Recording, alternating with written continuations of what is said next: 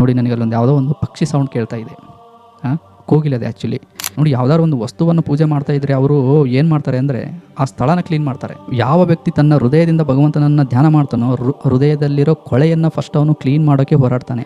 ನೋಡಿ, ಒಂದು ಕನ್ನಡಿಲಿ ಧೂಳು ಇತ್ತು ಅಂದರೆ ನಮ್ಮ ಫೇಸು ಸರಿಯಾಗಿ ಕಾಣೋದಿಲ್ಲ. ಅದರಲ್ಲಿ ಯಾಕೆ ಕಾಣೋದಿಲ್ಲ? ಕನ್ನಡಿಲಿ ಧೂಳಿದೆ.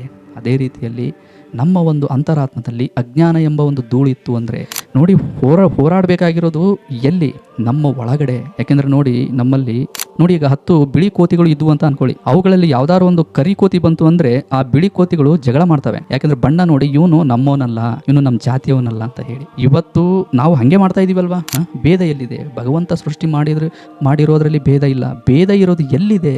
ಮನುಷ್ಯ ಏನು ಸೃಷ್ಟಿ ಮಾಡಿದಾನಲ್ವಾ ಅದರಲ್ಲಿ ಭೇದ ಇದೆ. ಮನುಷ್ಯ ಏನು ಮತಗಳನ್ನು ಸೃಷ್ಟಿ ಮಾಡಿದಾನಲ್ವಾ ಅದರಲ್ಲಿ ಭೇದ ಇದೆ. ಮನುಷ್ಯ ಏನು ಸಂಪ್ರದಾಯಗಳನ್ನು ಸೃಷ್ಟಿ ಮಾಡಿದಾನಲ್ವಾ ಅದರಲ್ಲಿ ಭೇದ ಇದೆ. ಸ್ನೇಹಿತರೆ, ಹೇಗಿದ್ದೀರಾ? ಆರಾಮಾಗಿದ್ದೀರಾ ಅಂತ ಭಾವಿಸ್ತೀವಿ. ವಿಡಿಯೋನ ಚೆನ್ನಾಗಿ ನೋಡ್ತಾ ಇದ್ದೀರಾ. ಆದರೆ ನಮ್ಮಲ್ಲಿಂದ ಒಂದು ವಿನಂತಿ ಏನು ಅಂತಂದರೆ, ವಿಡಿಯೋ ನೋಡಿದ ಮೇಲೆ ನಿಮಗೆ ಏನು ಅನಿಸುತ್ತೋ ಅದನ್ನು ಮಾತ್ರ ಕಮೆಂಟ್ ಮಾಡಿ ದಯವಿಟ್ಟು. ಕೆಲವೊಬ್ರು ಏನು ಮಾಡ್ತಾ ಇದ್ದಾರೆ ಅಂತಂದರೆ ಬೈಬಲ್ ಸಂಬಂಧಪಟ್ಟಂಗೆ ಕೆಲವೊಂದು ವಚನಗಳನ್ನು ಹಾಕ್ತಾ ಇದ್ದಾರೆ, ಮತ್ತು ಕುರಾನ್ಗೆ ಸಂಬಂಧಪಟ್ಟಂಗೆ ಕೆಲವೊಂದು ವಚನಗಳನ್ನು ಹಾಕ್ತಾ ಇದ್ದಾರೆ. ನೋಡಿ, ನೀವು ಯಾವುದ್ರ ಮೇಲೆ ನಂಬಿಕೆ ಇಡ್ತೀರೋ ಅದು ಇರಲಿ. ಆದರೆ ನೋಡಿ, ಇಲ್ಲಿ ನಾವು ಯಾವುದೇ ಒಂದು ಸಿದ್ಧಾಂತವನ್ನು ಪ್ರಚಾರ ಮಾಡ್ತಾ ಇಲ್ಲ, ಯಾವುದೋ ಒಂದು ಪುಸ್ತಕವನ್ನು ಪ್ರಚಾರ ಮಾಡ್ತಾ ಇಲ್ಲ, ಯಾವುದೋ ಒಂದು ಮತವನ್ನು ಪ್ರಚಾರ ಮಾಡ್ತಾ ಇಲ್ಲ. ನೋಡಿ, ನಾವು ಹೇಳೋದೇನು ಅಂತಂದರೆ, ಈ ಭೂಮಿ ಮೇಲೆ ಯಾರೆಲ್ಲ ಇದ್ದಾರೋ ಅವರು ಯಾವುದೇ ಮತದವರಾಗಿರಲಿ, ಯಾವುದೇ ಭಾಷೆದವರಾಗಿರಲಿ, ಯಾವುದೇ ದೇಶದವರಾಗಿರಲಿ, ಭೂಮಿ ಮೇಲೆ ಇರೋ ಪ್ರತಿಯೊಬ್ಬ ಮಾನವರನ್ನು ಒಂದೇ ಶಕ್ತಿ ಸೃಷ್ಟಿ ಮಾಡಿದೆ. ಆ ಒಂದು ಶಕ್ತಿಯನ್ನೇ ಕೆಲವೊಬ್ರು ಬೇರೆ ಬೇರೆ ಭಾಷೆಯಲ್ಲಿ ಕರೀತಾರೆ ಅಷ್ಟೇ. ಕೆಲವೊಬ್ರಲ್ಲ ಅಂತಾರೆ, ನಾವು ಭಗವಂತ ಅಂತೀವಿ. ಮತ್ತು ಇನ್ನು ಕೆಲವೊಬ್ಬರು ಅವ್ರವ್ರದ ಒಂದು ಭಾಷೆಯಲ್ಲಿ, ಅವ್ರವ್ರದ ಒಂದು ಸಂಸ್ಕೃತದಲ್ಲಿ ಏನಿರುತ್ತೋ ಅದನ್ನು ಅವರು ಕರೀತಾರೆ. ಆದರೆ ನಾವು ಭಾವಿಸೋದೇನು ಅಂತಂದರೆ, ಎಲ್ಲರನ್ನು ಸೃಷ್ಟಿ ಮಾಡಿರೋದು ಒಂದೇ ಶಕ್ತಿ ಇದೆ ಅಂತ. ನೋಡಿ, ಸತ್ಯ ಅನ್ನೋದೇನಿದೆಯಲ್ವಾ, ಸತ್ಯ ಯಾವಾಗಲೂ ಸಾರ್ವತ್ರಿಕವಾಗಿರುತ್ತೆ. ಅಂದರೆ ಪ್ರತಿಯೊಬ್ಬರು ಒಪ್ಕೊಳ್ಳೋ ಹಾಗೆ ಇರುತ್ತೆ. ನಾವು ಹೇಳೋ ವಿಷಯ ಏನಂದರೆ, ಹೃದಯಕ್ಕೆ ಸಂಬಂಧಪಟ್ಟಿರೋ ವಿಷಯಗಳು ಹೃದಯದಲ್ಲೇ ಇದೆ. ಸತ್ಯ ಅನ್ನೋದು ಪ್ರತಿಯೊಬ್ಬರ ಹೃದಯದಲ್ಲೇ ಇದೆ. ಇವಾಗ ನಾವು ಯಾವುದೋ ಒಂದು ಪುಸ್ತಕವನ್ನು ಓದಿದಾಗ ಮಾತ್ರ ನಮಗೆ ಸತ್ಯ ಗೊತ್ತಾಗುತ್ತೆ ಅಂತಲ್ಲ. ಸತ್ಯ ನಮ್ಮ ಒಳಗಡೆ ಇರುತ್ತೆ. ನಾವು ಅಜ್ಞಾನದಿಂದ ಮರೆತಿರ್ತೀವಿ. ಎಲ್ಲ ಧಾರ್ಮಿಕ ಪುಸ್ತಕಗಳು ಅವು ಏನು ಮಾಡ್ತವೆ ಅಂದರೆ ನೆನಪು ಮಾಡ್ತವೆ, ನಮ್ಮನ್ನು ಎಚ್ಚರ ಮಾಡ್ತವೆ. ನೋಡಿ, ಯಾವುದೋ ಒಂದು ಪುಸ್ತಕ ಓದಿದ ತಕ್ಷಣ ವ್ಯಕ್ತಿ ಜೀವನನೇ ಬದಲಾಗುತ್ತೆ, ಅವನು ಸತ್ಯದ ಹಾದಿಯಲ್ಲೇ ಇರ್ತಾನೆ ಅನ್ನೋದೆಲ್ಲ ನಾವು ನಂಬೋದಿಲ್ಲ. ಏಕೆಂದರೆ ನೋಡಿ, ಈ ಬದಲಾವಣೆ ಅನ್ನೋದು ವ್ಯಕ್ತಿಯ ಸತ್ಯದಲ್ಲಿ ನಡೆಯುವಂಥದ್ದೇನಿದೆ ಅಲ್ವಾ, ಅದು ಆಂತರಿಕವಾಗಿ ಬದಲಾವಣೆ ಆಗಬೇಕು. ವ್ಯಕ್ತಿ ಹೊರಗಡೆ ಪುಸ್ತಕಕ್ಕಿಂತ ತನ್ನ ಒಳಗಡೆ ನಾನು ಹೇಗಿದ್ದೀನಿ, ನನ್ನಲ್ಲಿ ಏನೆಲ್ಲ ವಿಷಯಗಳಿದ್ದಾವೆ, ನಾನು ನಿಜವಾಗ್ಲೂ ಸತ್ಯದ ದಾರಿಯಲ್ಲಿದ್ದೀನ, ಈ ಥರ ಯೋಚನೆ ಮಾಡಬೇಕು. ಯೋಚನೆ ಮಾಡಿದಾಗ ಅವನ ಒಂದು ಅಂತರಾತ್ಮದಲ್ಲಿ ಒಂದು ಜಾಗೃತಿ ಹುಟ್ಟುತ್ತೆ. ಅದು ಏನು ಅಂತಂದರೆ, ಸರಿ ತಪ್ಪುಗಳನ್ನು ಸರಿಯಾಗಿ ತೋರಿಸುತ್ತೆ. ಧಾರ್ಮಿಕ ಪುಸ್ತಕಗಳನ್ನು ಓದಬೇಕು, ಅದರ ಜೊತೆಗೆ ಯೋಚನೆ ಮಾಡಬೇಕು. ನಮ್ಮಲ್ಲಿ ಆಲೋಚನೆ ಮಾಡೋ ಒಂದು ಶಕ್ತಿ ಇದೆ ಅಲ್ವಾ. ಇವಾಗ ನೋಡಿ, ಹಾಗೆ ಸುಮ್ಮನೆ ನೀವು ಯೋಚನೆ ಮಾಡಿ. ಇವಾಗ ನಾವು ಯಾವುದೋ ಒಂದು ಪುಸ್ತಕನ ಓದಿ ಅದೇ ಸತ್ಯ ಅಂತ ಭಾವಿಸ್ತಾ ಇದ್ದೀವಿ ಅಂತಂದರೆ, ಬೇರೆಯವರೆಲ್ಲ ತಪ್ಪು ಅಂತಂದು ನಮಗೆ ಕಾಣ್ತಾ ಇದ್ದಾರೆ ಅಂತಂದರೆ ಅದು ಸಾರ್ವತ್ರಿಕವಾದ ಸತ್ಯ ಆಗಿರೋದಿಲ್ಲ. ನೋಡಿ, ಅಲ್ಲಿ ಸೂರ್ಯ ಇದೆ ಅಂತಂದರೆ ಅದನ್ನು ಎಲ್ಲರೂ ಒಪ್ತಾರೆ. ಇದು ಸಾರ್ವತ್ರಿಕವಾದ ಸತ್ಯ ಅನ್ನೋದು ಹೀಗೆ ಇರುತ್ತೆ. ಹಾಗಾಗಿನೇ ನಾವು ಎಲ್ಲೋ ಒಂದು ಕಡೆಗೆ ದಾರಿ ತಪ್ತಾ ಇದ್ದೀವಿ ಅಂತ ಅನ್ಕೋಬೇಕಲ್ಲಿ. ಯಾಕೆಂದರೆ ನೋಡಿ, ಇದು ಭೂಮಿ ಮೇಲೆ ಏನೆಲ್ಲ ಕೆಲಸ ಮಾಡ್ತಾ ಇದ್ದಾವೋ, ಭಗವಂತ ಏನೆಲ್ಲ ಸೃಷ್ಟಿ ಮಾಡಿದಾನೋ ಅವೆಲ್ಲವೂ ಎಲ್ರಿಗೂ ಸಮನಾಗಿ ಕೆಲಸ ಮಾಡ್ತಾ ಇದ್ದಾವೆ. ಇವಾಗ ನೋಡಿ, ಕ್ರಿಶ್ಚಿಯನ್ಗೆ ಬೇರೆ ಮಳೆ ಬೀಳ್ತಾ ಇದೆ, ಮುಸ್ಲಿಮ್ಸಿಗೆ ಬೇರೆ ಬಿಸಿಲು ಬೀಳ್ತಾ ಇದೆ, ಬೆಳಕು ಬೀಳ್ತಾ ಇದೆ, ಮತ್ತು ಆಮೇಲೆ ಹಿಂದೂಗಳಿಗೆ ಬೇರೆ ಗಾಳಿ ಸಿಗ್ತಾ ಇದೆ ಅಂತ ಇಲ್ಲ. ನೀವು ಸ್ವಲ್ಪ ಸುಮ್ಮನೆ ತಾರ್ಕಿಕವಾಗಿ ಸುಮ್ಮನೆ ಯೋಚನೆ ಮಾಡಿ. ನಾವೆಲ್ಲರೂ ಒಂದು ಕುಟುಂಬ ಇದ್ದಾಗ ನಾವೆಲ್ಲರೂ ಇಲ್ಲಿ ಒಂದು ಕುಟುಂಬ ಇದ್ದಂಗೆ. ನಾವೇ ಸರಿ, ಅವರು ಸರಿ ಇಲ್ಲ ಅಂತ ನಾವು ಹೇಳ್ತಾ ಇದ್ದೀವಿ, ನಾವೇ ಸತ್ಯದಲ್ಲಿದ್ದೀವಿ ಅಂತಂದು ಹೇಳ್ತಾ ಇದ್ದೀವಿ ಅಂತಂದರೆ ಎಲ್ಲೋ ಒಂದು ಕಡೆಗೆ ಎಡುತ್ತಾ ಇದ್ದೀವಿ ಅಂತ ಅರ್ಥ. ನೋಡಿ, ನಮ್ಮ ಮನಸ್ಸು ವಿಶಾಲವಾಗಬೇಕು. ಯಾವುದು ನಮ್ಮ ಮನಸ್ಸನ್ನು ಕಟ್ಟಿ ಹಾಕುತ್ತೋ, ಇಲ್ಲ ನೀನು ಇಷ್ಟರಲ್ಲೇ ಇರು ಅಂತ ಅದು ನಮ್ಮನ್ನು ಕಟ್ಟಿ ಹಾಕುತ್ತೋ ಅದ್ರ ಬಗ್ಗೆ ನಾವು ಪ್ರಶ್ನೆಗಳನ್ನು ಹಾಕೋಬೇಕು. ಪ್ರಶ್ನೆಗಳನ್ನು ಹಾಕೊಳ್ಳೋದ್ರಿಂದ ಮಾತ್ರ ನಮಗೆ ಸತ್ಯ ಅನ್ನೋದು ಏನು ಅಂತ ಗೊತ್ತಾಗುತ್ತೆ. ನೋಡಿ, ಎಲ್ಲರೂ ಬಯಸೋದೇನು ಅಂತಂದರೆ ನಾವು ದೇವರಿಗೆ ಹತ್ತಿರ ಆಗಬೇಕು ಅಲ್ವಾ. ಪ್ರತಿಯೊಬ್ಬರು, ಹಿಂದೂ ಇರಲಿ, ಮುಸ್ಲಿಮ್ ಇರಲಿ, ಕ್ರಿಶ್ಚಿಯನ್ ಇರಲಿ, ಪ್ರತಿಯೊಬ್ಬರು ಬಯಸೋದೇನು ಅಂತಂದರೆ ನನಗೆ ಸತ್ಯ ಗೊತ್ತಾಗಬೇಕು, ನಾನು ದೇವರಿಗೆ ಹತ್ತಿರ ಆಗಬೇಕು ಅಂತ ಹೇಳಿ. ನೋಡಿ, ನಾವು ದೇವರಿಗೆ ಹೇಗೆ ನಾವು ಹತ್ತಿರ ಆಗೋಕ್ಕೆ ಸಾಧ್ಯ? ಸ್ವಲ್ಪ ಯೋಚನೆ ಮಾಡಿ. ಯಾವುದೋ ಒಂದು ಪುಸ್ತಕವನ್ನು ನಂಬೋದ್ರಿಂದ, ಯಾವುದೋ ಒಂದು ವ್ಯಕ್ತಿಯನ್ನು ನಂಬೋದ್ರಿಂದ ಬದಲಾವಣೆಗಳು ಆಗುತ್ತೆ, ನಾವು ಸತ್ಯದ ದಾರಿಯಲ್ಲಿ ಇರ್ತೀವಿ ಅನ್ನೋಂಗಿದ್ದಿದ್ರೆ ಇವತ್ತು ಯಾರೆಲ್ಲ ಒಂದು ಪುಸ್ತಕವನ್ನು ಫಾಲೋ ಮಾಡ್ತಿದ್ದಾರೋ, ಒಬ್ಬ ವ್ಯಕ್ತಿಯನ್ನು ಫಾಲೋ ಮಾಡ್ತಾ ಇದ್ದಾರೋ ಅವರಲ್ಲಿ ತಪ್ಪುಗಳೇ ಆಗಬಾರ್ದಾಗಿತ್ತಲ್ವ. ಆ ಪ್ರಪಂಚದಲ್ಲಿರೋರು ಎಲ್ಲರನ್ನೂ ಒಂದೇ ಪುಸ್ತಕ ಬದಲಾವಣೆ ಮಾಡ್ಬೋದಿತ್ತಲ್ವ, ಸತ್ಯದ ದಾರಿಯಲ್ಲಿ ನಡೆಯೋ ಥರ ಮಾಡ್ಬೋದಿತ್ತಲ್ವ. ಆದರೆ ಇದು ಆಗ್ತಾ ಇಲ್ಲ. ಯಾಕೆಂದರೆ ನೋಡಿ, ಸತ್ಯ ಅನ್ನೋದು ವ್ಯಕ್ತಿ ತಾನು ಸ್ವತಂತ್ರವಾಗಿ ಯೋಚನೆ ಮಾಡಿ ತಿಳಿದುಕೊಳ್ಳುವಂಥದ್ದು ಆಲೋಚನೆ ಶಕ್ತಿಯಿಂದ. ಅದಕ್ಕೆ ಭಗವಂತ ಪ್ರತಿಯೊಬ್ಬರಿಗೂ ಆಲೋಚನೆ ಮಾಡೋ ಶಕ್ತಿಯನ್ನು ಕೊಟ್ಟಿರ್ತಾನೆ. ಪ್ರತಿಯೊಬ್ಬರಿಗೂ ಒಂದು ಫ್ಯಾಮಿಲಿಯಲ್ಲಿ ತಂದೆಗೆ ಮಾತ್ರ ಆಲೋಚನೆ ಶಕ್ತಿ ಕೊಟ್ಟು ಇನ್ನು ಮಕ್ಕಳಿಗೆ ಬಿಟ್ಟಿದ್ದಾನೆ ಭಗವಂತ? ಇಲ್ಲ, ಪ್ರತಿಯೊಬ್ಬರಿಗೂ ಕೊಟ್ಟಿರ್ತಾನೆ. ಯಾಕಂದರೆ ಯಾರು ಏನೇ ಹೇಳಿದರೂ ಕೂಡ ನಮ್ಮ ಸ್ವಂತ ಬುದ್ಧಿ ನಮ್ಮ ಕೈಯಲ್ಲಿರಬೇಕು. ಭಗವಂತ ನನ್ನ ಪ್ರಶ್ನೆ ಮಾಡ್ತಾನೆ, ಯಾಕೆ ನಿನಗೆ ಬುದ್ಧಿ ಕೊಟ್ಟಿರಲ್ವಾ, ನೀನು ಯೋಚನೆ ಮಾಡಬೇಕಿತ್ತಲ್ವಾ ಅವಾಗಂತ ಹೇಳಿ. ಹಾಗಾಗಿಯೇ ನಾವು ಆಧ್ಯಾತ್ಮಿಕವಾಗಿ ದೇವರ ವಿಷಯದಲ್ಲಿ ಹೆಚ್ಚಾಗಿ ಆಲೋಚನೆ ಮಾಡೋ ಶಕ್ತಿಯನ್ನು ನಾವು ಉಪಯೋಗಿಸ್ಬೇಕು. ಇವತ್ತು ಏನಾಗ್ಬಿಟ್ಟಿದೆ ಅಂತಂದರೆ, ಆಲೋಚನೆ ಅಂತಂದರೆ ನಾವು ಏನಕ್ಕೆ ಯೋಚಿಸ್ತಾ ಇದ್ದೀವಿ ಅಂತಂದರೆ ಬರೀ ಯಾವಾಗಲೂ ನಾನು ಎಷ್ಟು ಸಂಪಾದನೆ ಮಾಡಬೇಕು, ನಾನು ಯಾವ ಗಾಡಿ ತೊಗೋಬೇಕು, ನಾನು ಯಾವ ಥರ ಬಟ್ಟೆ ಹಾಕಬೇಕು. ನಮ್ಮ ಆಲೋಚನೆ ಶಕ್ತಿ ಬರೀ ಹೊರಗಡೆ ತೋರಿಕೆಗಳಿಗೆ ಮಾಡ್ತಾ ಇದ್ದೀವಿ ನಾವು. ಬಟ್ ಆಂತರಿಕವಾಗಿ ನಾವು ಹೆಚ್ಚಾಗಿ ಇದನ್ನು ಉಪಯೋಗಿಸ್ಬೇಕು. ನೋಡಿ, ಭಗವಂತ ನಮಗೆ ಹುಟ್ಟಿದಾಗಿಂದನೇ ಕೆಲವೊಂದು ಸ್ವಭಾವಗಳನ್ನು ಕೊಟ್ಟಿರ್ತಾನೆ. ದೇವರು ಒಬ್ಬನೇ ಇದ್ದಾನೆ ಅನ್ನೋದೊಂದು ಸತ್ಯ. ಆಮೇಲೆ ಪ್ರೀತಿ, ಕರುಣೆ, ದಯೆ, ಜ್ಞಾನ, ಸಾಮಾನ್ಯ ಜ್ಞಾನ ಅಂತರಿಗೂ ಎಲ್ರಿಗೂ ಇದ್ದೇ ಇರುತ್ತೆ. ಇವುಗಳು ಹುಟ್ಟಿದಾಗಿಂದನೇ ನಮ್ಮಲ್ಲಿರ್ತವೆ ಪ್ರತಿಯೊಬ್ಬರಿಗೂ.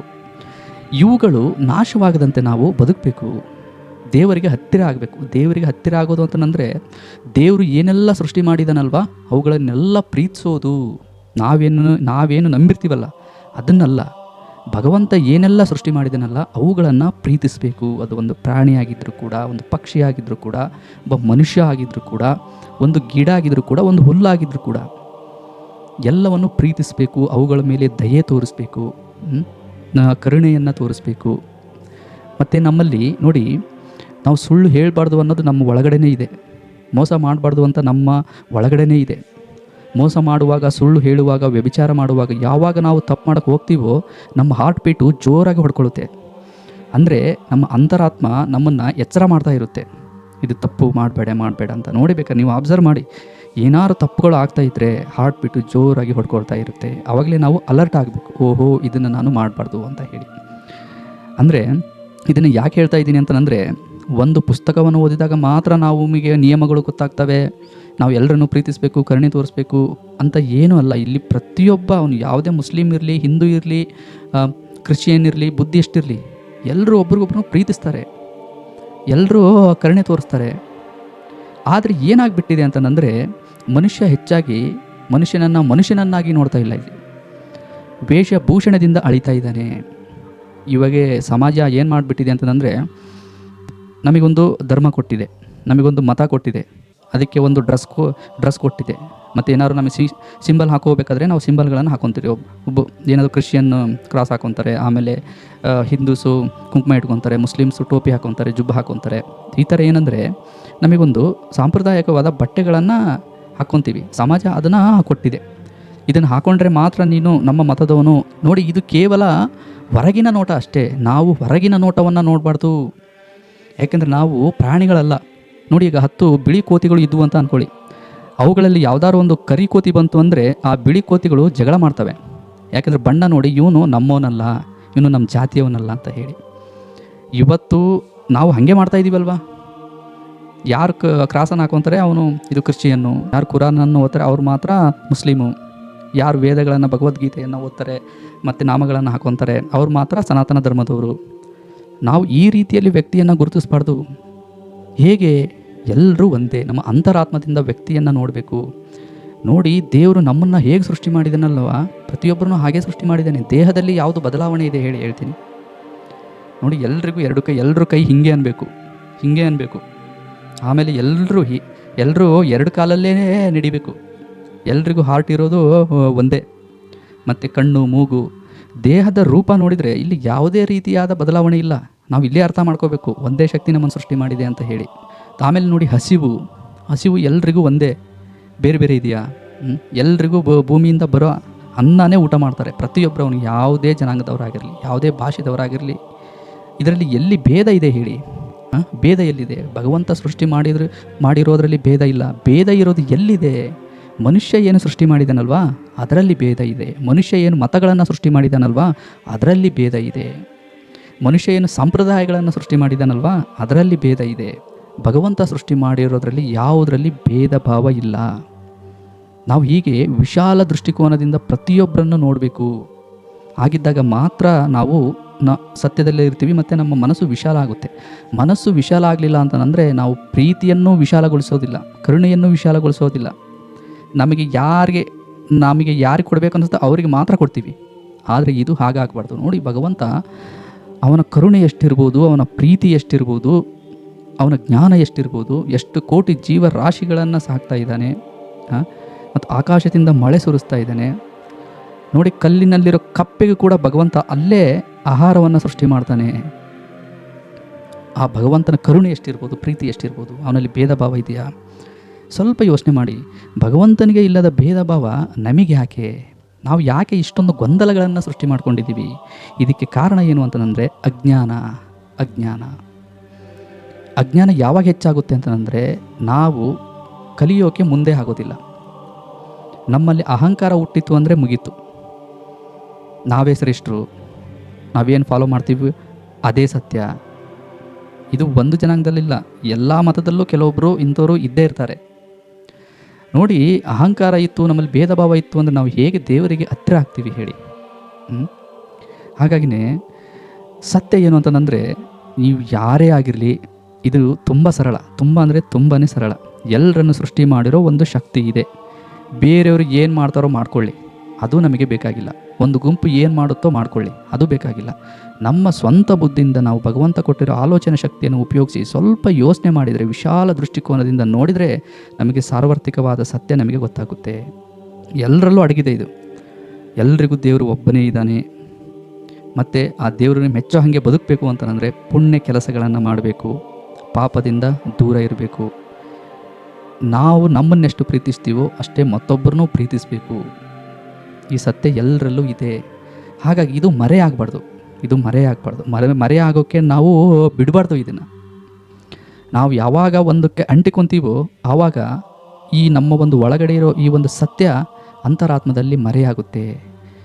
ಆಗ ನಾವು ಯಾವುದಕ್ಕೆ ಹೋರಾಡ್ತೀವಿ ಗೊತ್ತಾ?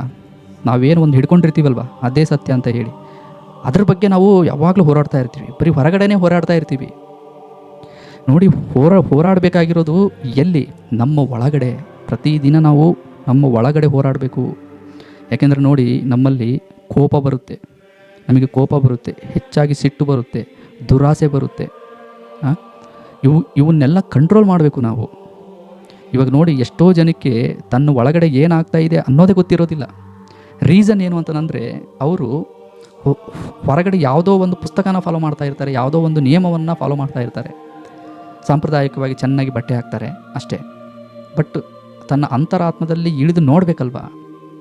ನೋಡಿ, ಇವತ್ತು ಸಮಾಜದಲ್ಲಿ ಯಾಕೆ ಹೆಚ್ಚಾಗಿ ಕೃತ್ಯಗಳು ಆಗ್ತಾ ಇದ್ದಾವೆ ಅಂತಂದರೆ, ಮನುಷ್ಯ ತನ್ನನ್ನು ತಾನು ಮರಿತಾ ಇದ್ದಾನೆ, ತನ್ನ ವ್ಯಕ್ತಿತ್ವವನ್ನು ಮರಿತಾ ಇದ್ದಾನೆ. ನಾನು ಕೋಪ ಮಾಡ್ಕೊತಾ ಇದ್ದೀನಿ, ಒಬ್ರಿಗೆ ಬೈತಾ ಇದ್ದೀನಿ, ಹೊಡಿತಾ ಇದ್ದೀನಿ ಅಂತಂದರೆ, ನಾನು ಯಾಕೆ ಕೋಪ ಮಾಡ್ಕೊತಾ ಇದ್ದೀನಿ? ನಾನು ಅದನ್ನು ಹೇಗೆ ಕಂಟ್ರೋಲ್ ಮಾಡಬೇಕು?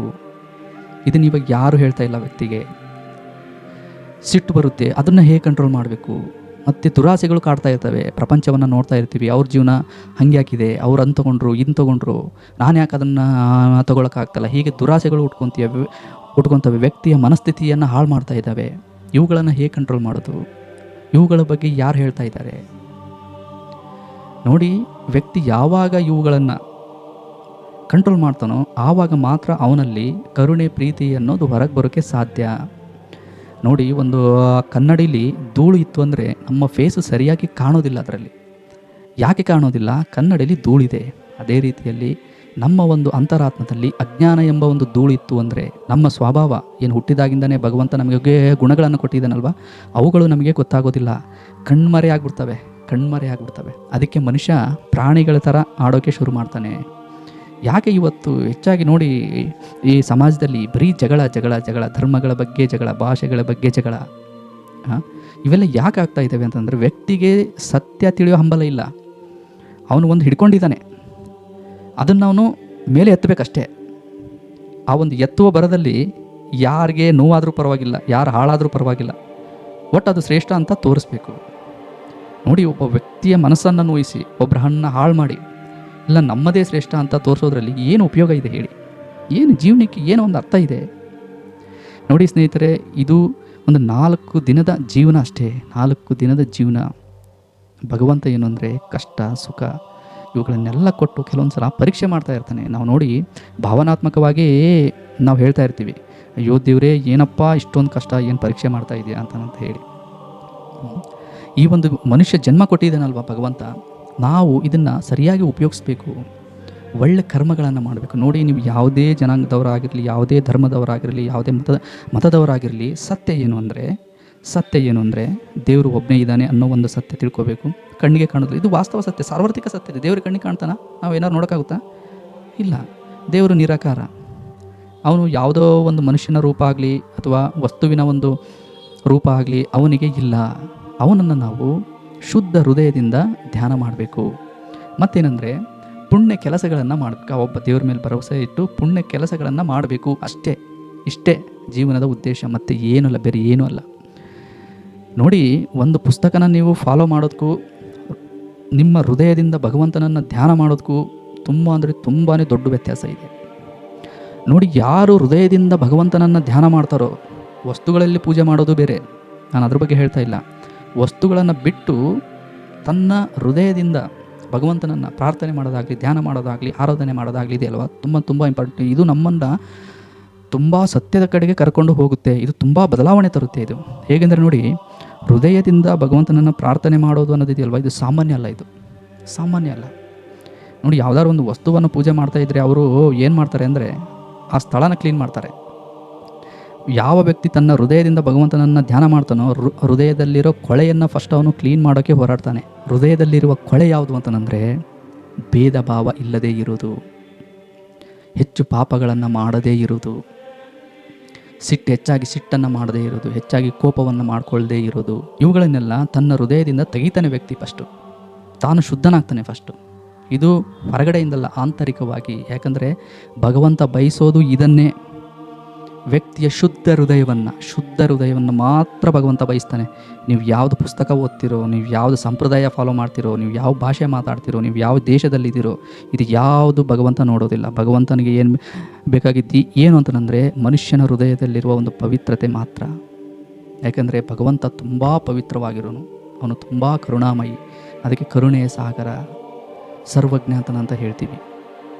ಅಂಥ ಭಗವಂತನ ಹತ್ರ ನಾವು ಮಾತಾಡಬೇಕು ಅಂತಂದರೆ ಫಸ್ಟ್ ನಮ್ಮ ಹೃದಯವನ್ನು ಶುದ್ಧಿ ಮಾಡಬೇಕು. ಇದು ನಮಗೆ ಯಾವಾಗ ಗೊತ್ತಾಗುತ್ತೆ ಅಂತಂದರೆ ಫಸ್ಟ್ ದೇವರು ಒಬ್ಬನೇ ಇದ್ದಾನೆ ಅನ್ನೋ ಒಂದು ಸತ್ಯವನ್ನು ತಿಳ್ಕೊಂಡಾಗ. ಈ ಸತ್ಯ ಹೇಗೆ ತಿಳ್ಕೊಳ್ಳೋದು ನೋಡಿ, ನೀವು ಪುಸ್ತಕನ ಓದಿ ಬೇಡನಲ್ಲ, ಇದಕ್ಕಿಂತ ಪ್ರಕೃತಿಯನ್ನು ನೋಡಿ, ಹೆಚ್ಚಾಗಿ ಪ್ರಕೃತಿಯನ್ನು ಅಬ್ಸರ್ವ್ ಮಾಡಿ. ಒಂದು ಹೂವನ್ನು ನೋಡಿ ಅಷ್ಟೇ. ಒಂದು ಹೂವನ್ನು ನಿಮ್ಮ ತಲೆಯಲ್ಲಿ ಏನು ಯೋಚನೆಗಳಿಲ್ದೇನೆ ಎಲ್ಲವನ್ನು ತೆಗೆದಾಕಿ ಒಂದು ಹೂವನ್ನು ಅಬ್ಸರ್ವ್ ಮಾಡಿ ಅಷ್ಟೇ. ಒಂದು ಹೂವನ್ನು ಅಬ್ಸರ್ವ್ ಮಾಡಿ, ಅದನ್ನು ನಾವು ಸೃಷ್ಟಿ ಮಾಡಿ, ಭಗವಂತ ಸೃಷ್ಟಿ ಮಾಡಿದ್ದಾನೆ. ಈ ಹೂವೇ ಇಷ್ಟು ಸುಂದರ ಇದೆ ಅಂತಂದರೆ ಇನ್ನು ಭಗವಂತ ಎಷ್ಟು ಸುಂದರವಾಗಿರ್ಬೋದು.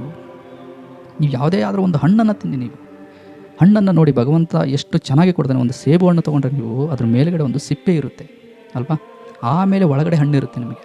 ಅದನ್ನ ಎಷ್ಟು ಸ್ವಚ್ಛವಾಗಿ ಕೊಡ್ತಾ ಇದೆ ನೋಡಿ ಭಗವಂತ. ಮತ್ತು ಅದರಲ್ಲಿ ಒಂದು ರುಚಿಯನ್ನು ಅನುಭವಿಸಿ. ಅದರಲ್ಲಿ ಎಷ್ಟು ಅದ್ಭುತವಾಗಿ ಭಗವಂತ ರುಚಿಯನ್ನು ಇಟ್ಟಿದ್ದಾನೆ. ಅವನ ಜ್ಞಾನ ಎಷ್ಟಿದೆ, ಅವನ ಒಂದು ಪ್ರೀತಿ ಎಷ್ಟಿದೆ, ಕರುಣೆ ಎಷ್ಟಿದೆ.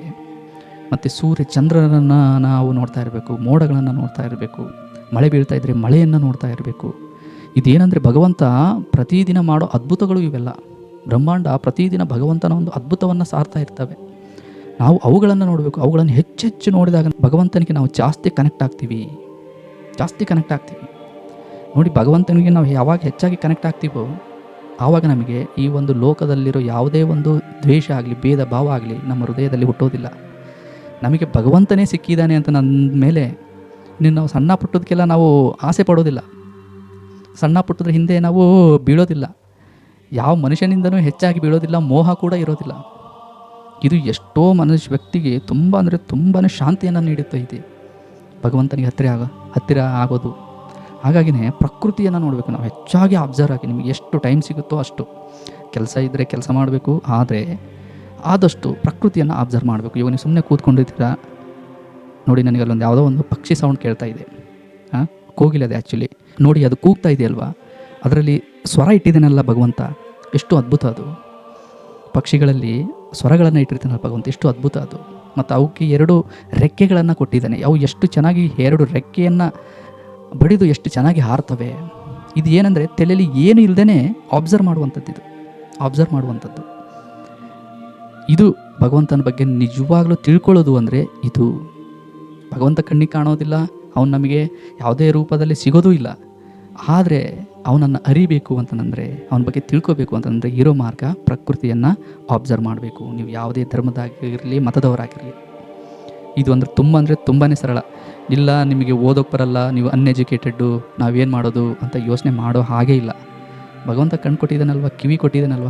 ಭಗವಂತ ಕೇಳ್ತಾನೆ, ಯಾಕೆ ನಾನಷ್ಟು ದೊಡ್ಡ ಬ್ರಹ್ಮಾಂಡವನ್ನು ಸೃಷ್ಟಿ ಮಾಡಿದ್ದೀನಿ, ದಿನ ಅದು ನಿನ್ನ ಕಣ್ಮುಂದೆ ಕೆಲಸ ಮಾಡ್ತಾನೇ ಇದೆ ಒಂದಲ್ಲ ಒಂದು ರೀತಿಯಲ್ಲಿ. ಸೂರ್ಯ ದಿನ ಬರ್ತಾ ಇರ್ತಾನೆ, ಇವೆಲ್ಲ ನನ್ನ ಅದ್ಭುತ ಅಲ್ವಾ, ನೀನು ಯಾಕೆ ನೋಡಿಲ್ಲ ಅಂತ ಭಗವಂತ ಕೇಳಿದಾಗ ನಮ್ಮ ಹತ್ರ ಉತ್ತರ ಇದೆಯಾ ಅದರಲ್ಲಿ? ನೋಡಿ, ಈ ಥರ ಭಗವಂತ ನಮಗೆ ಕೊಟ್ಟಿರೋ ಅನುಗ್ರಹಗಳನ್ನು ಒಂದೊಂದಾಗಿ ನೆನೆದು ಆ ಭಗವಂತನನ್ನು ಶುದ್ಧ ಹೃದಯದಿಂದ ಧ್ಯಾನ ಮಾಡಬೇಕು. ನೋಡಿ, ಇದಕ್ಕಿಂತ ಅದ್ಭುತವಾದದ್ದು ಬೇರೆ ಯಾವುದಾದ್ರೂ ಇದೆಯಾ ಹೇಳಿ, ನೀವು ಹೇಳ್ತೀನಿ. ಹಾಗಾಗಿ ಸ್ನೇಹಿತರೆ, ನಾವು ಯಾವುದಕ್ಕೂ ಅಂಟ್ಕೋಬಾರ್ದು. ಫಸ್ಟ್ ಆಫ್ ಆಲ್ ಹೇಳಬೇಕು ಅಂತಂದರೆ, ನಾನು ಹಿಂದೂ, ನಾನು ಮುಸ್ಲಿಮು, ನಾನು ಕ್ರಿಶ್ಚಿಯನ್ನು ಇರಲಿ, ನಮ್ಮಲ್ಲಿ ಏನೆಲ್ಲ ಸಂಪ್ರದಾಯಗಳಿದಾವೋ ಅವುಗಳನ್ನೆಲ್ಲ ಗೌರವಿಸಬೇಕು. ಆ ಥರ ಬಟ್ಟೆ ಹಾಕಬೇಕು, ಅದರಲ್ಲಿ ತಪ್ಪೇನೂ ಇಲ್ಲ. ಬಟ್ ನಾವು ಹೊರಗಡೆ ಹೇಗಿದ್ದೀವಿ ಅನ್ನೋದಕ್ಕಿಂತ ಆಂತರಿಕವಾಗಿ ಒಳಗಡೆ ಹೇಗಿದ್ದೀವಿ ಅನ್ನೋದು ತುಂಬ ಇಂಪಾರ್ಟೆಂಟ್.